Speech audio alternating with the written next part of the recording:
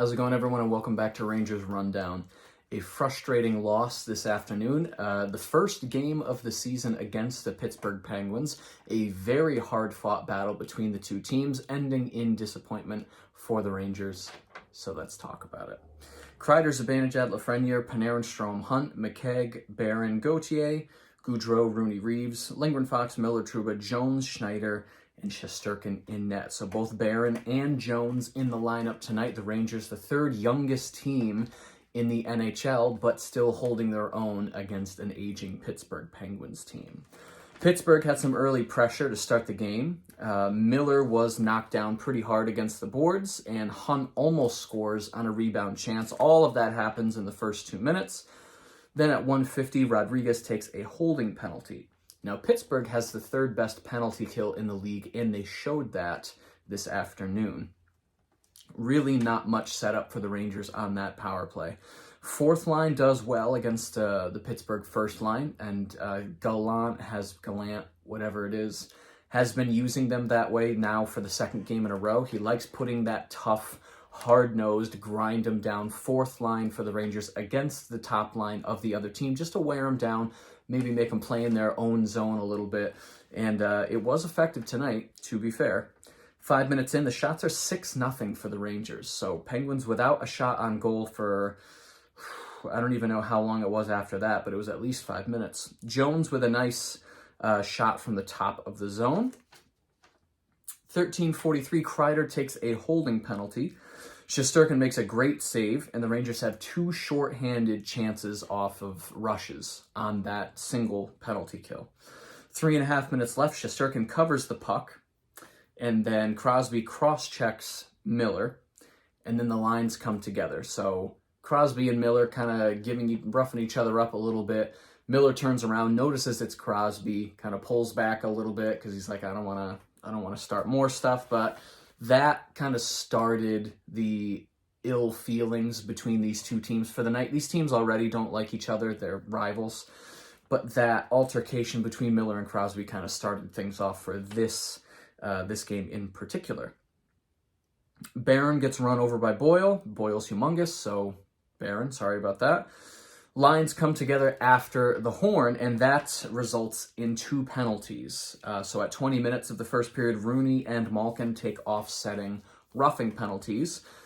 So to start the second period, we play 4-on-4. Shots for the first period, 12-6 in favor of the Rangers. Hits, 16-20 in favor of Pittsburgh. So after one period, there's already been 36 hits in the game. And as you can see, it only went up from there. We start the second period 4-on-4. Zibanejad with a 2-on-1 shot, but that's pretty much all that happened for the Rangers during that. Then at 2:48, Rooney and Malkin take offsetting penalties again. Rooney takes a cross-checking penalty, and Malkin takes a tripping penalty. So in the first 5 minutes of the game, we've had 4 minutes of 4-on-4 hockey. Again, another weird kind of set of circumstances for the Rangers for penalties. Fun to watch, I guess.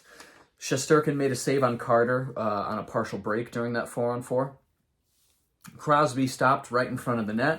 And then shortly after, I think it was McKegg that took a puck to the face, and he had to go to the bench just to shake that off. 7 minutes in, shot 6-1 in favor of Pittsburgh. So Pittsburgh does flip the script in this second period, outshooting the Rangers pretty badly. The Rangers would not be fantastic on shots for the rest of the game. They had 12 in the first. And then they had, 5 in the second, which means they had 10 in the third. So they got things back up in the third period, but the second was not great for them. Shesterkin flashes the glove for a big stop about halfway through. Lafreniere, open shot in the slot, but it was saved. Jari playing on his head tonight. Shesterkin, another great save shortly after that. 7.5 minutes left in the period. Hunt cross-checks to get the puck.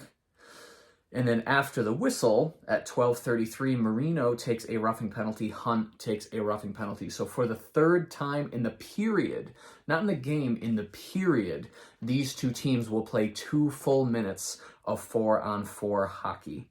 Both teams with good chances during that 4-on-4 time. Reeves with a big hit on Pettersson. I think Reeves had 6 or 7 hits in this game, so he's doing what he's being paid to do. Both teams struggling to sustain pressure in that second period. Not much room when everybody's just hitting everybody. Shots 9-5 in favor of Pittsburgh in that second period. We go to the third, second line, very strong shift in the first 90 seconds. 4:35, Lindgren apparently hooked Crosby as he was moving to the net. I thought it was a pretty weak call, but that would be the end of the Rangers for the game because 40 seconds into that power play, Malkin would score the only goal of the game on the power play. And yeah, Pittsburgh keeps the pressure moving on after that goal, and they would pretty much keep the pressure for the rest of the period. Rangers, for the last 15 minutes of this period, really couldn't set much up in terms of sustained offense. Getting the occasional shot here or there from the outside, maybe one or two from the high slot. Really not much going for them. 8 minutes in, Carter lays on Strome. And this whole series of events that transgressed, both teams were frustrated. Strome trying to dig the puck out. Carter falls on top of Strome and just stays on top of Strome. Just lays right on top of Strome, puts his whole body weight on him, and Strome's really pissed. And I think he threw a swing at Carter once he finally got out from underneath him, but the refs, I think, missed that because they were focused on Pettersson, who was just cross-checking Hunt, who was on his hands and knees, just 1, 2, I think he cross-checked him in the back 4 times while he was already on the ground. So Pettersson goes to the penalty box, 8:20 for cross-checking. A couple of great chances on that power play for the Rangers, but they would not be able to score. 3:30 left, Shesterkin, great stop on Gensel. Shesterkin gets pulled with 1:45 left. Zibanejad almost ends it by himself, gets into the blue line, gets around Marino, takes it to the net. Timeout with 25 seconds left, but they would not be able to score. So Pittsburgh does win the game 1-0. Tristan Jarry with the shutout. So the Rangers move back down into third place. Pittsburgh hops back into second. They will play this team 3 more times in these last 31 games of the season. They will also play Carolina 3 more times in these last 31 games of the season. So 6 of their last 31 games, so 1/5 of their games for the rest of the season are against these 2 teams. If they lose all 6 of those games, then the Rangers are definitely playing whoever's in second place. If they win all 6 of those games, maybe the Rangers end up in first place at the end of the season. Who knows? And if that's the case, then they will end up playing whoever probably the first wild card is. I don't suspect the Rangers will be first in the East, but they might be first in the Metro, so they'll play whoever the first wild card is, which might be Washington. So they're going to play one of these 3 teams in the first round. So at this point, I'd probably want to play Washington if it was between those 3 teams. But the Rangers are going to have to get in first place if they want to face Washington in the first round, at least at this point. The Rangers play tomorrow night against the Vancouver Canucks, and Georgiev will probably be in goal for that. So on back-to-backs, Rangers drop the first 2 points. We'll see if they can get 2 points tomorrow night and even out this back-to-back, keep themselves playing at a 500 pace into the playoffs. We have 3 weeks, 3.5, 4 weeks before the trade deadline gets here. Rangers have, what was the graphic? They said $30-something million worth of cap space to play with at this trade deadline, which is more than these 3 teams have combined. The Rangers have probably top 5 cap space coming into this trade deadline, so they will absolutely be buyers. I wouldn't be surprised if they made 2 moves.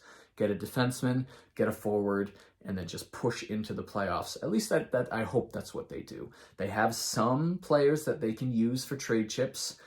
Georgiev might get moved. At this point, I wouldn't be surprised if Heel got moved. Who else could get moved? I mean, if they really want to try and move Kravtsov, they could try and move Kravtsov. I mean, who knows? Maybe Lundqvist gets moved. He hasn't been in the lineup since he left a couple months ago.